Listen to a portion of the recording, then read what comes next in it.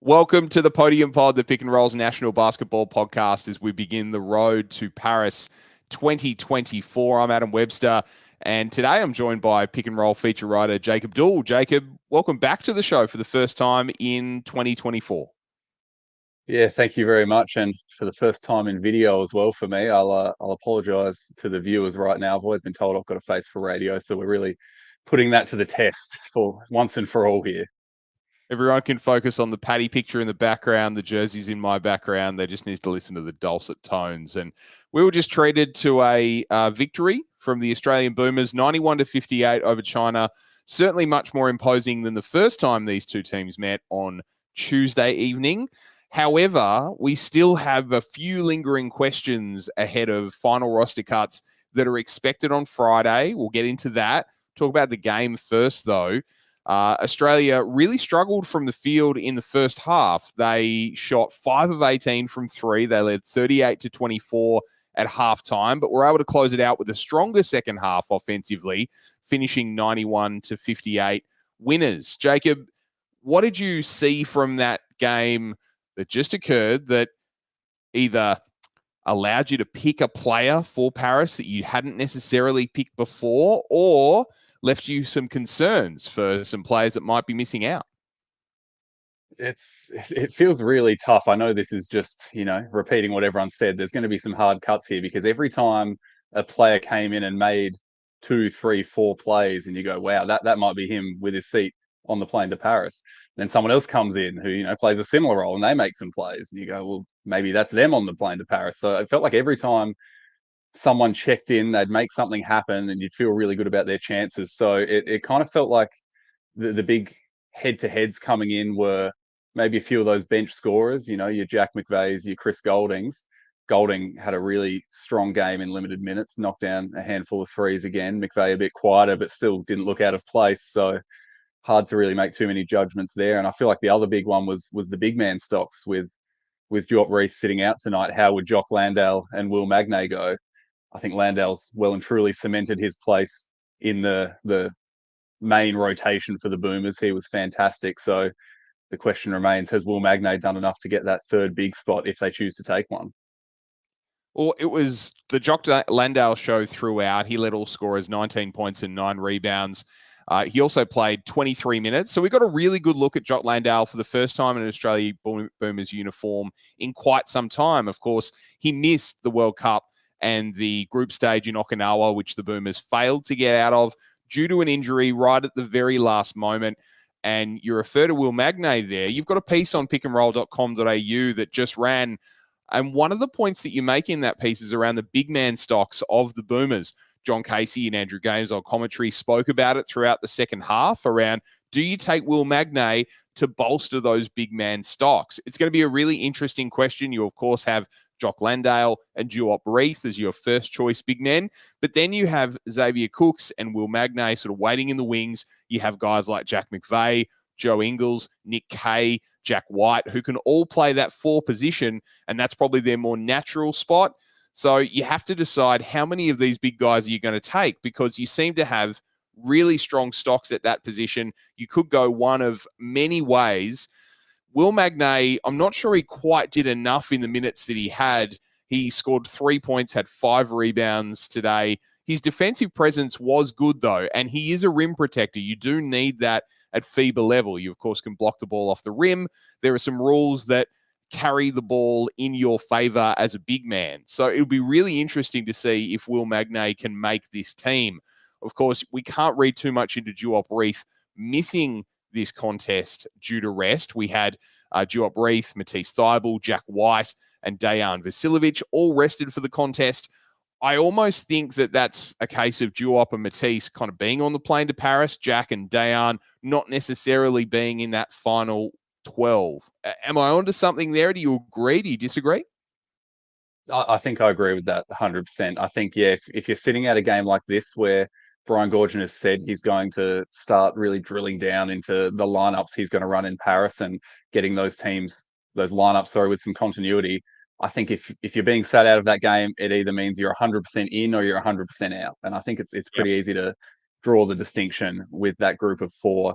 I don't think Jack White or DJ Vasiljevic did anything necessarily wrong in camp or in the game earlier in the week. They just didn't do anything to really stand out for two guys who were already on that bubble. And Yeah. I think the other two players that missed, I think they're pretty safely in the main rotation, the best squad that's going to be going to Paris. So I think you're right in that. A lot of the question marks were in those players that were out on the floor tonight. And I think that's why Brian Goorjian kind of fell the way he did, because he needed to try and find some answers on the fly. Well, Jack McVeigh cooled off a little in this game. He was 1 for 5 from 3-point range. He did add 3 assists. He was making plays happen and making the right pass on offense. It's clear that he's definitely not below the moment. He matters out there. He belongs out there in FIBA play. So I think you and I are probably in agreement that Jack's on the plane, right? I think so. I think he showed enough in that first game and then followed it up by not looking out of place tonight. I think if he had come out and looked a bit out of his depth, missed shots, but also struggled defensively, then maybe you second guess what you saw in the first game. But yes, he didn't score the way that he did in the first game, but he worked really hard defensively, really vocal defensively. You can see him kind of making sure everyone's where they need to be and calling switches and calling picks.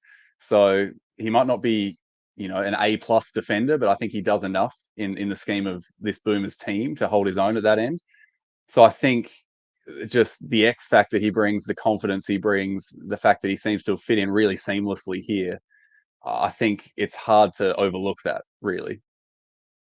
And then you've got a guy like Dyson Daniels. He had 9 points on 2 of 7 shooting, a couple of assists, 4 steals, which plays into his game really well. He's another guy on the bubble, though. You have these perimeter sort of defenders that are nominally 3-and-D guys, but the three's kind of missing. You've got Dyson Daniels, Josh Green in that group as well, Dante Exum to an extent in that group as well. All those guys are sort of similar skill sets in terms of their defensive prowess. It's just a matter of one of them could get hot at any point in time. You hope that one of them gets hot, but none of them really showed, the heat that Jack McVeigh did certainly in the first game. And you need these guys to be really consistent shooters at FIBA level to stretch the floor.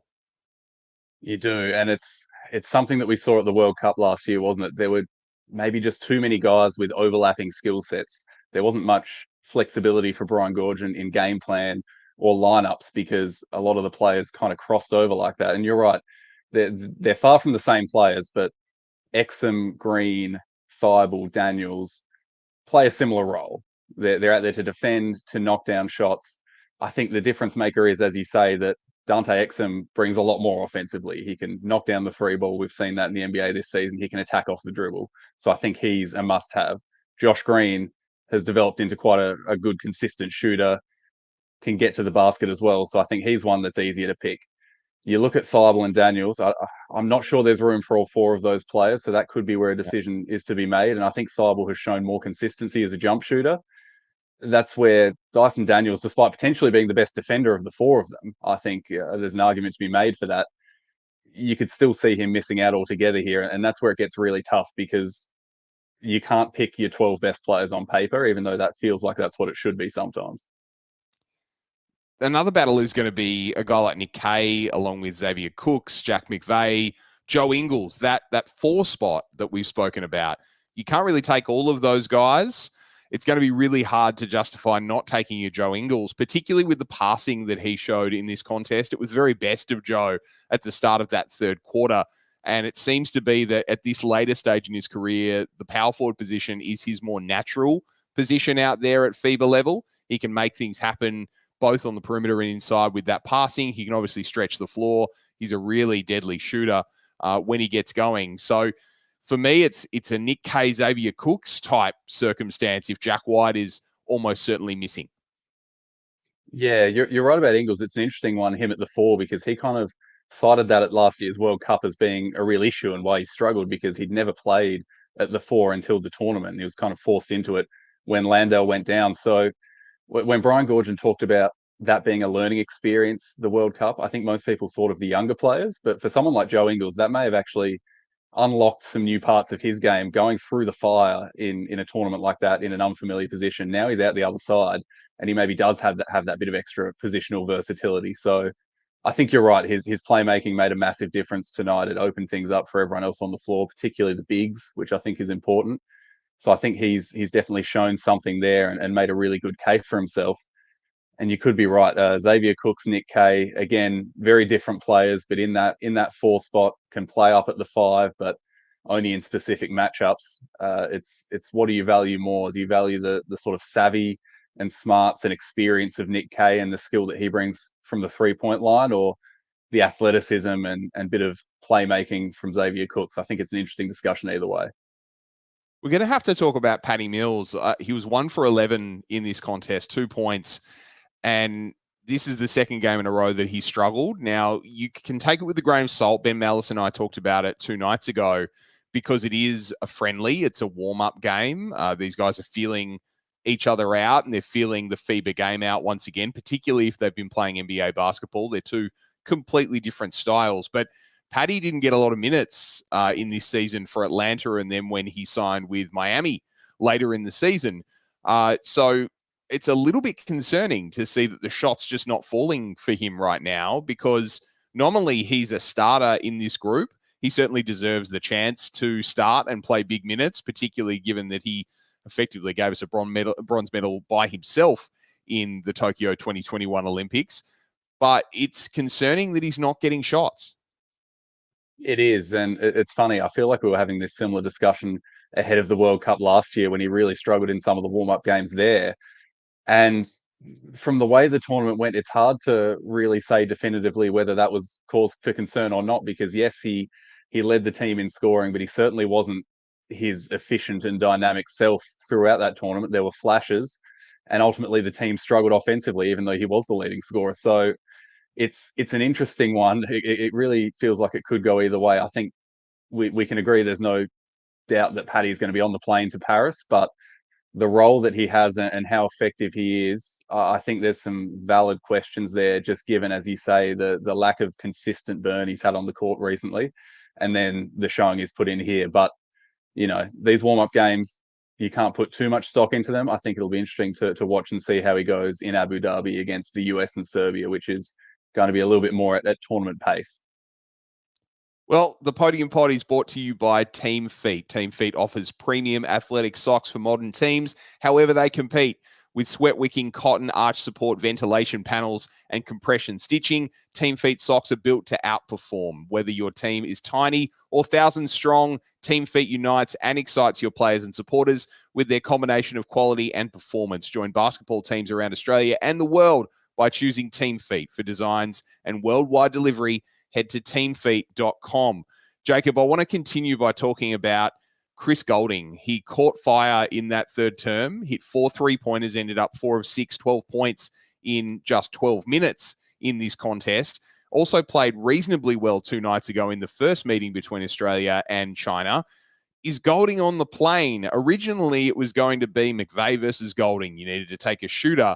But the more that I look at this club and the way that the Boomers are playing and, their deficiencies on the shooting end, the more I think that you almost need to have McVeigh, Ingles, and Golding, and you've got to have one of them out there at all times to be able to stretch the floor, because seemingly no one else can make shots.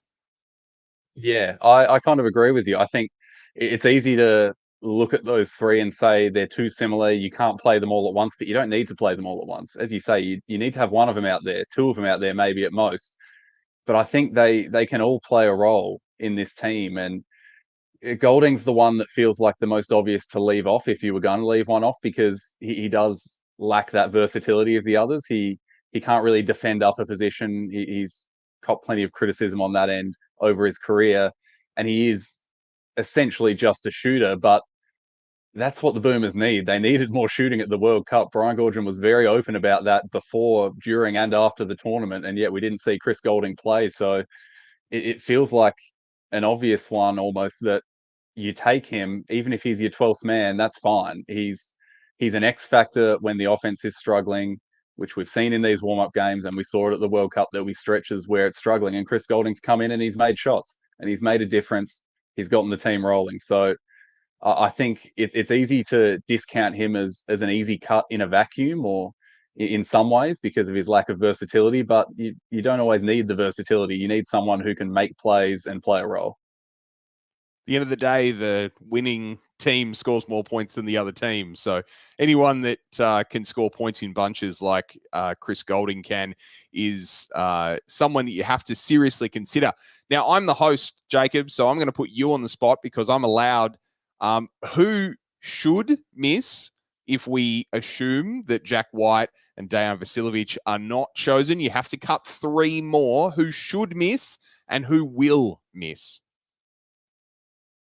I sat for most of the second half of this game and shuffled names and tried to figure out where I landed. I think there's 3 that miss out off the bat. I think it's White, Vasiljevic, and Dellavedova. Again, I don't think Delhi's done too much wrong, but it just feels like he's one that there's less of a need for his skill set. You've got those defensive guards. You've got a lot of playmaking from different positions. So for as well as he played in the NBL this season, I think he's one that misses out.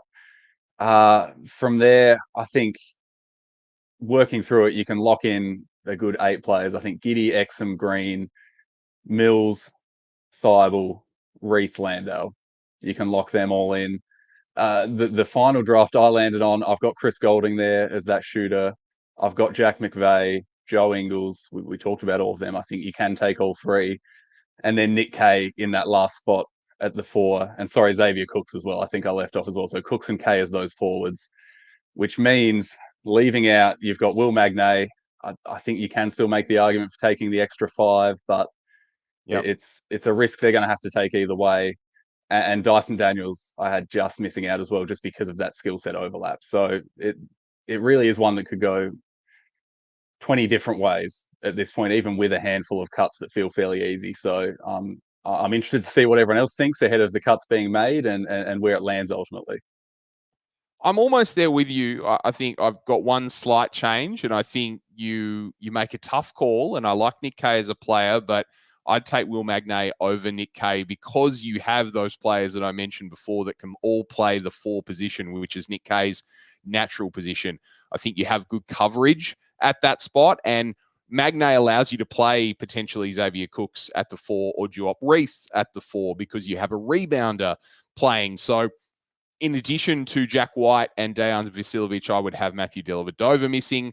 I would have Nick Kay missing, and I would have Dyson Daniels missing. So we're almost completely aligned in what this final squad could look like, but it's not out of our call. It's up to Brian Goorjian, and he will make that call apparently on about Friday of this week. So tomorrow, as we record this, it should come out at some point.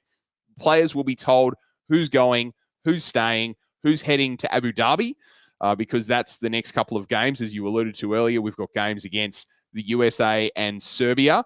Our time, it will be, what is it? It's the 16th and 17th of July, our time. So in just a little bit under 2 weeks' time, we'll see the USA and Serbia. By then, we'll also know what our group games look like, because at the moment, we only know one team that we're playing right now in Paris. We know that we'll be playing Canada, but we'll be playing 2 qualifiers. And we had a really interesting result. Be remiss if, this is a pick and roll, of course, be remiss if we didn't mention the Tall Blacks, New Zealand, defeating Croatia overnight and giving themselves a semi-final berth, which is a really impressive result for a program that, looking at the talent of that qualifying tournament, you wouldn't have necessarily expected the Tall Blacks to emerge from that, but they have a red-hot chance to do so.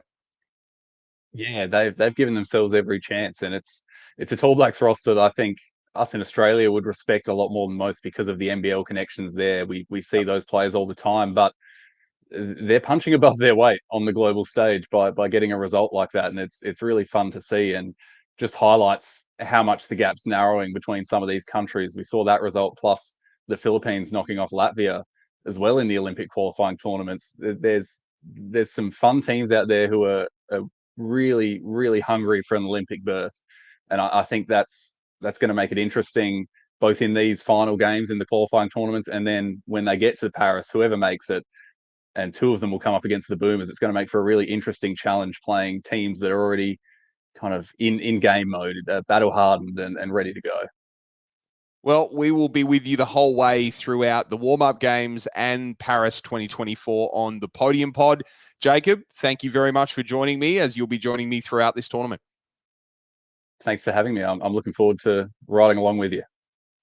Thanks for tuning into the Podium Pod live on YouTube, of course, across our Podium Pod podcast channels, and at the Pick and Roll. pickandroll.com.au is the website you can go to read everything from Jacob and the fantastic team at the Pick and Roll. I'm Adam Webster, and we'll see you again next time.